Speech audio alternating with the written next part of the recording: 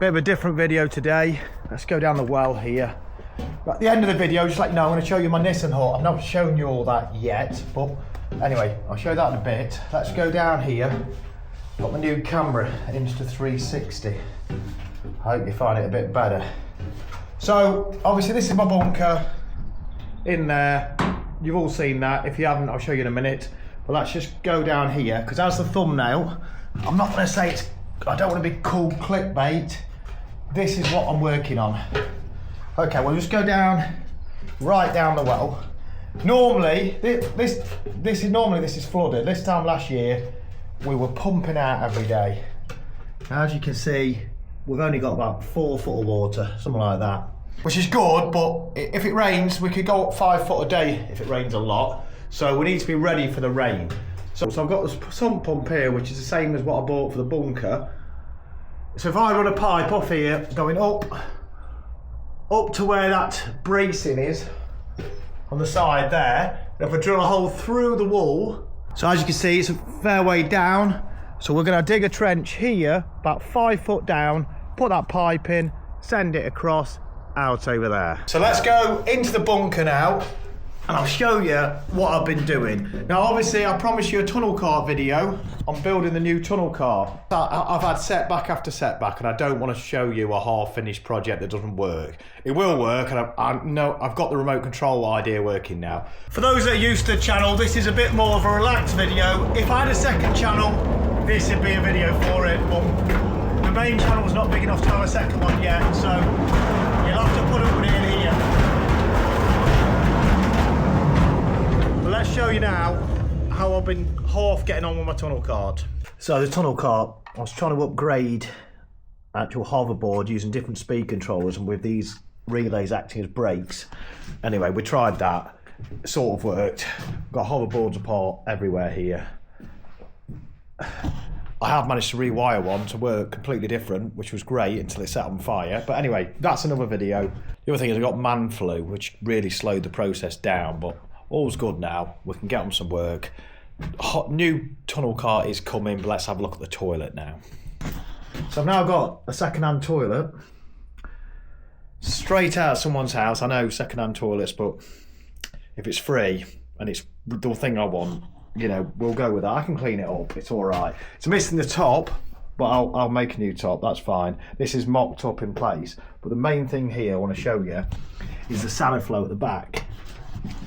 So if you don't know what that does, the waste goes into here. There's a bit of a tank here. It minces it up and it pumps it out, and then it comes out a spool pipe which will come out all the way up here into that drain pipe that I fitted, if you remember, ages ago. That connects back up to my septic tank over there.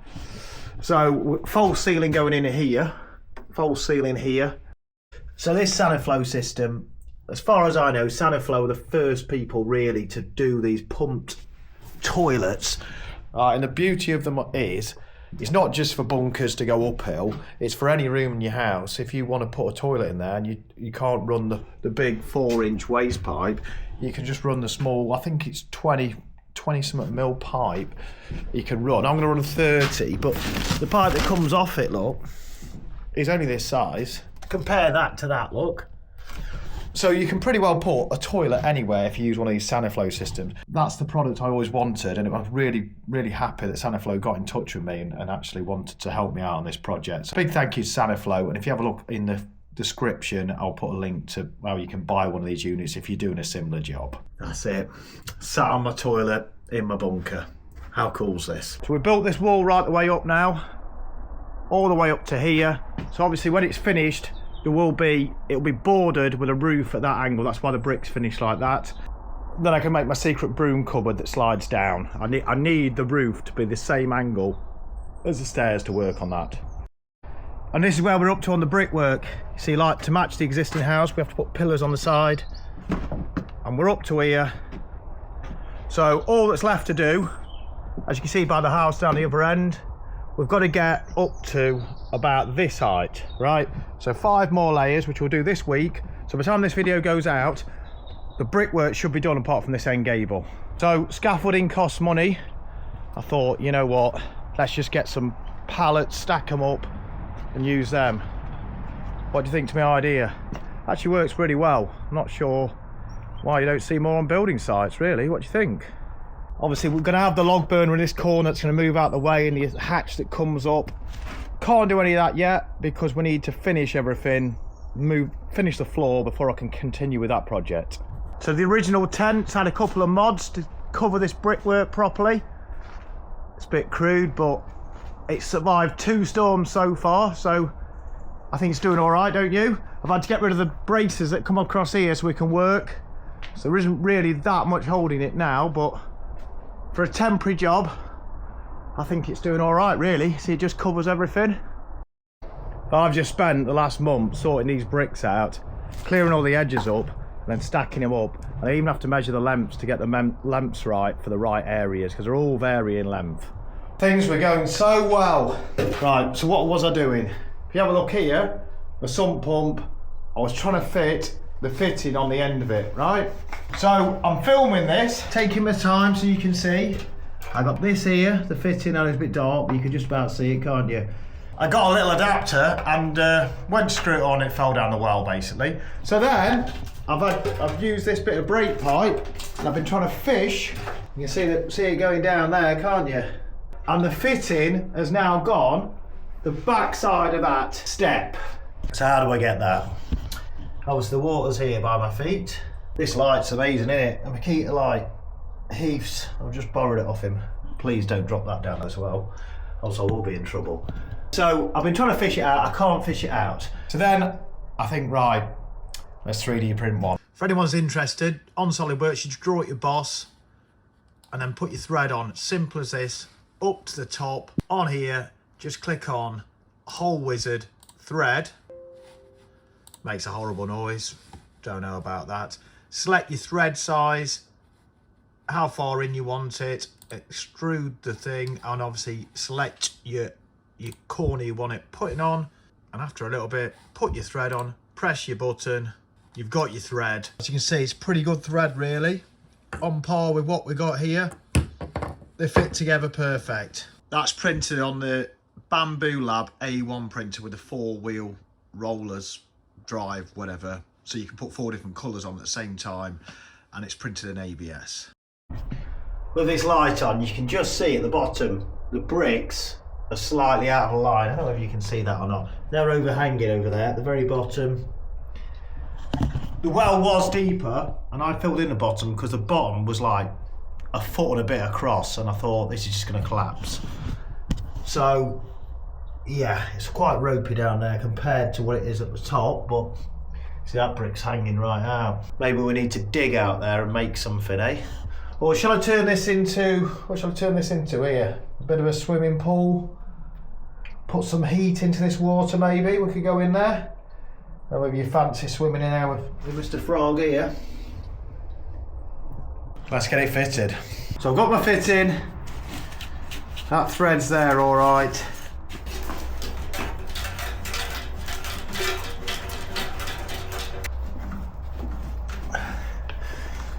When it comes to uploads, last year I did every 3 weeks. This year I'm doing it slightly different. I'm uploading when we're ready to go really.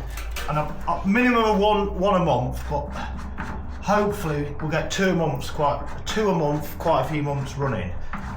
But just at the moment I'm doing a lot of building work that doesn't really make content, so I am running a little bit behind on the videos.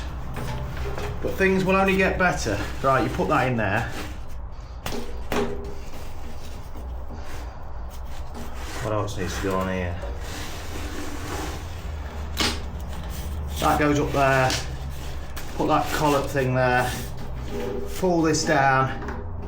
Now that's got to go. You've got to make sure that goes in that rubber.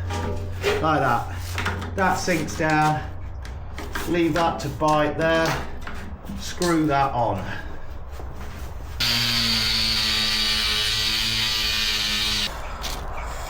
Insert in.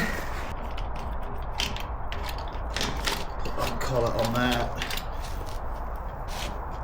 Engage that there.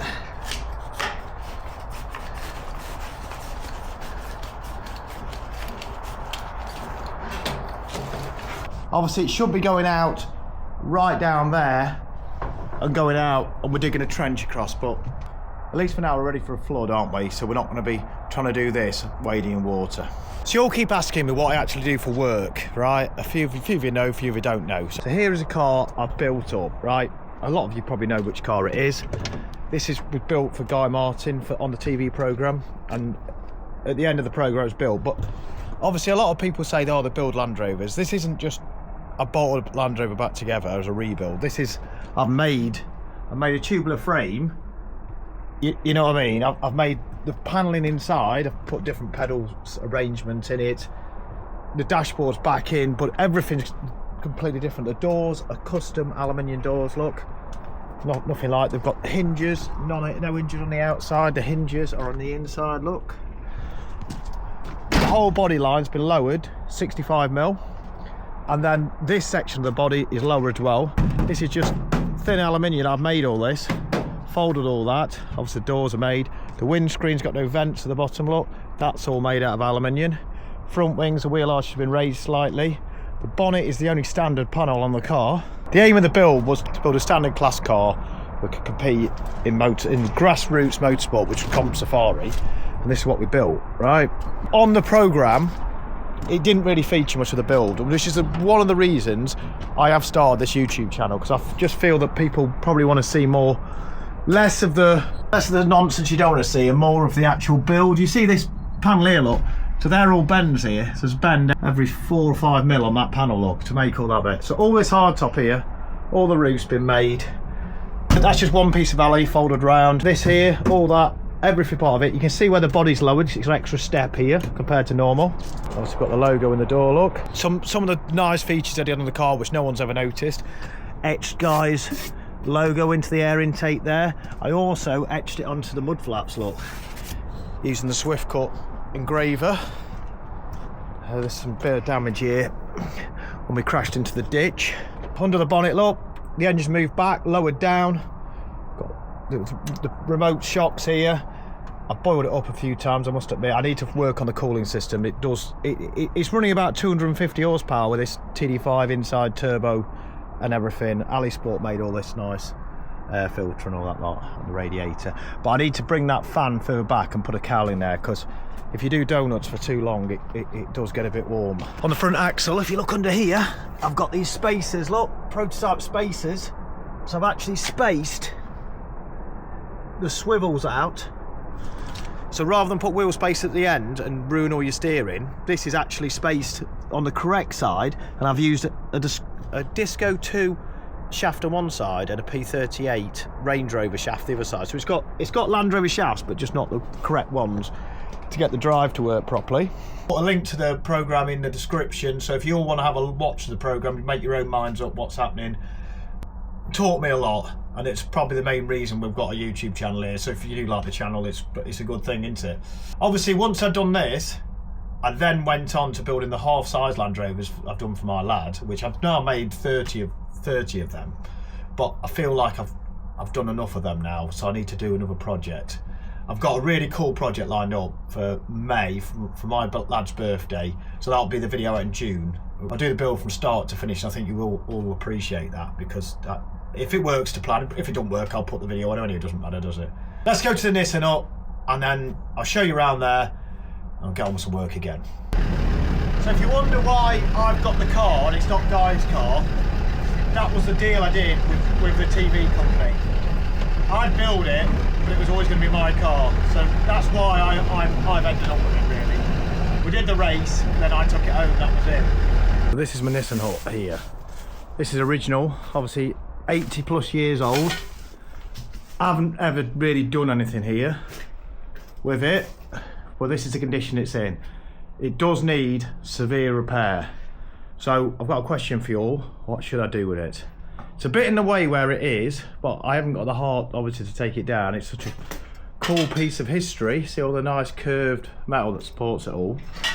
So my other plan I've got with it, as I walk through it, is I've seen online that people used to build these in like 4 hours. The army did. So maybe I could find some cool volunteers to help me build this in like 4 hours. Maybe convince Colin and Tom to come and help me or something. So I'll rebuild it in my garden. This is at the other end of the yard, so it's a bit in the wrong place really. It's got an old Fiesta here, look. Not mine. I always get lumbered with stuff that's not mine. Does anyone else have that problem? That's not mine. That's my Discovery there. That's not my three-wheeler. That's my mate's three-wheeler. But yeah, as you can see, it's had a bit of a battering. We've got a bit of a hole here. When the galvanising is really nice on the inside of the sheets, look, but on the seams, look, it's splitting, it's rotting away. So I need some more sheets, but I don't want to buy some cheap new stuff because it won't last, will it? It won't last 80 years. See how the wood's notched together, look? So if I make a load more of them timbers, see this, they're all falling apart. So I can make them all as a kit, obviously before we start, and then we just set all these bits of galvanised ring up. I don't know how they fasten to the floor, I need to look at that. And then we could do like a 4-hour challenge to get it built back up. Maybe Guy's up for it, see whether he'll do it. Anyway, this is for later in the year. I need to get the concrete base sorted and all that lot first. But let's go out this other door. Let's go out past this. As you can see, it's got a bit of undergrowth here.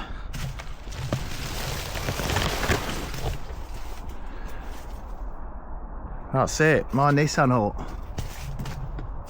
Apologise for this video, it's a bit short. Hopefully you like the Nissen hut, and I've got so many good cool videos coming. We've just got to get the weather to improve a little bit and get this brickwork finished. See you in the next one. Thank you.